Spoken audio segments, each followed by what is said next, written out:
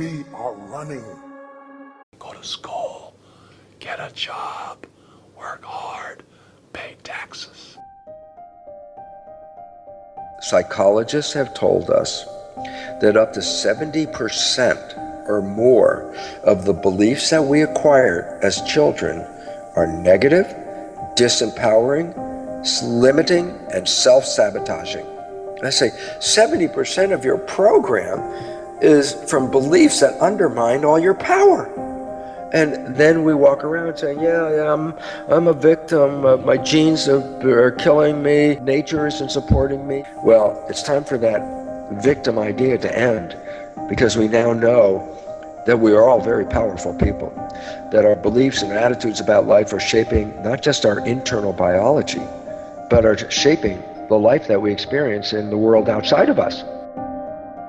My wake-up came when I realized that I was struggling, I was homeless, I was poverty because of a belief system I had that I didn't know I had. Okay, let's stop there. Everybody that's struggling is going through a belief system. They are manifesting that struggle unconsciously. They're not doing it with intent. That's why I can't say that they're doing something that is shooting themselves in the foot, because they're not doing it with conscious intent. It's coming from their unconscious program. Bruce Lipton, he says poverty is passed on. It's taught in your families. And middle class is taught in families. And so the people right now who are sitting at home, who are struggling financially or worried about money or unhappy, they may be making a lot of money, but unhappy with what they're doing, it was probably taught to you. You know, your superego was taught, get a job, work hard, or you'll never be rich, or the rich are evil, or whatever.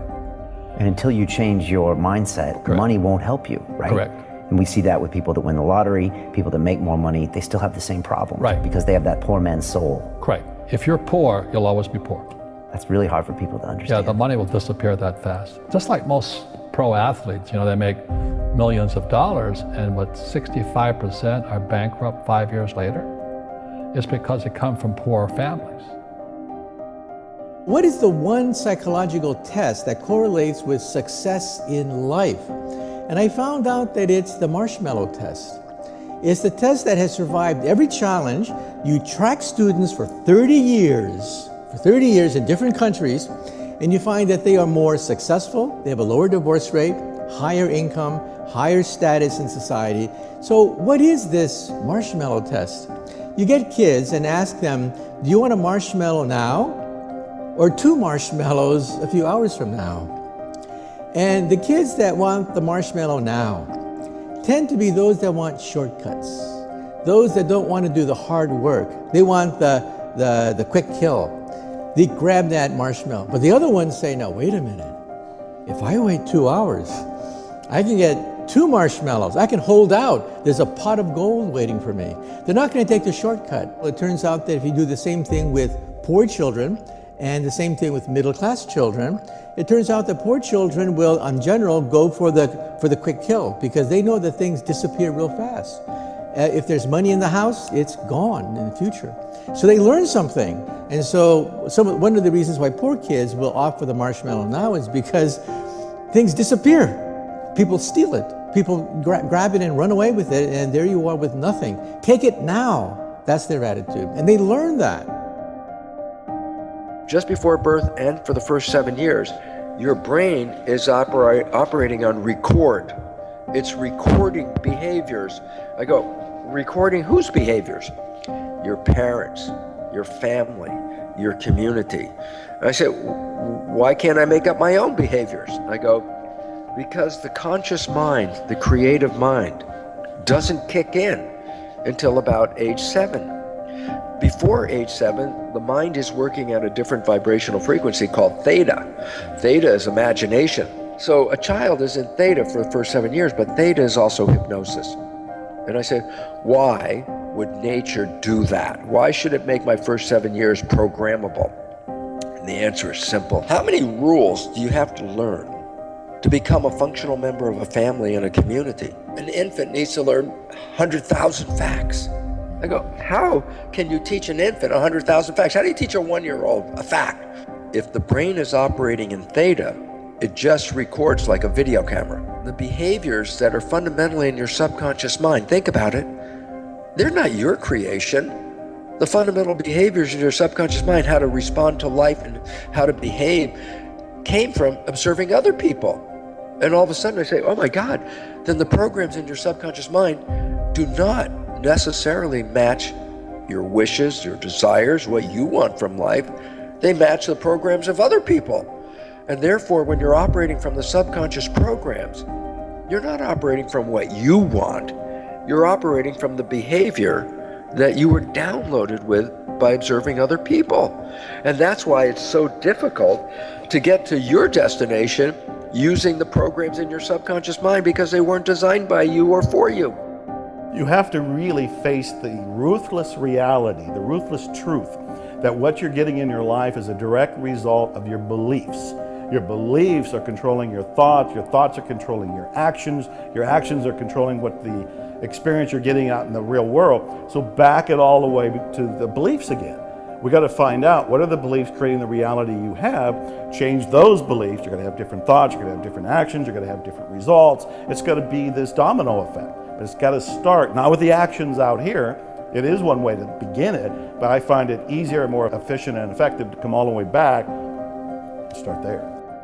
These people don't believe it'll work for them. These people that are struggling don't believe, first of all, they don't believe the information works at all. They just think it works for other people. I remember talking to a friend about affirmations, and she said, I tried affirmations. Affirmations don't work for me. And I looked at her and I said, do you realize affirmations don't work for me is an affirmation? She did not.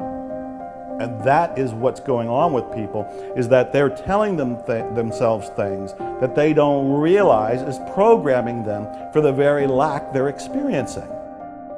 Psychologists will tell us 70% or more of the thoughts that we have are negative and disempowering and self-sabotaging because they come from the programs that we got from other people. So it basically says, the moment you are thinking, the behaviors that are running you are no longer yours, they're other people's behaviors, and they don't support who you are. Here's the simplest conclusion. I rewrite all the negative beliefs that have taken me away from my goal, my destination, my wishes. I rewrite all the negative ones, and I put in positive ones. Put yourself into a state of hypnosis, which is a low brain frequency, like a low alpha vibration or theta vibration. That operational state of the brain at that low vibration, theta or low alpha, is the functional equivalent of hypnosis. This is where your brain was for the first 7 years. That's how you downloaded all the fundamental knowledge that you're living by. In the first 7 years, your brain was recording on all of the time, recording everybody's behavior and putting those programs into your system. You say, well, how do I do that? So just to help you out, theta is a low vibrational state. It's lower than consciousness and brain function.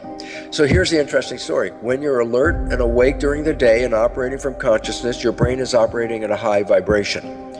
When you go to bed at night, it drops to the lowest vibration called delta. That's called sleep. But guess what? As you pass from the high vibration of being awake during the day to go into the low vibration of fall asleep at night, by definition, you pass through theta. Theta is just the part where the conscious mind is slipping off into sleep. So I go, oh, so there's a period of time just as you're falling asleep where your brain is naturally in theta. I go, yeah, guess what? Put a pair of earphones on as you're going to bed. Play a recording that has the beliefs that you want. I say, why is this relevant? Because just as you're going to sleep and your mind is dropping out of the higher vibration of consciousness and going toward delta, you enter into theta. And if you have earphones on and you're playing a tape as you're going to sleep, your conscious mind doesn't hear the tape. It's your subconscious mind. It's hypnosis. So you can create self-hypnosis every night by putting on a tape with a new belief or program that you want and play it every night. And repeat that, and that will do it.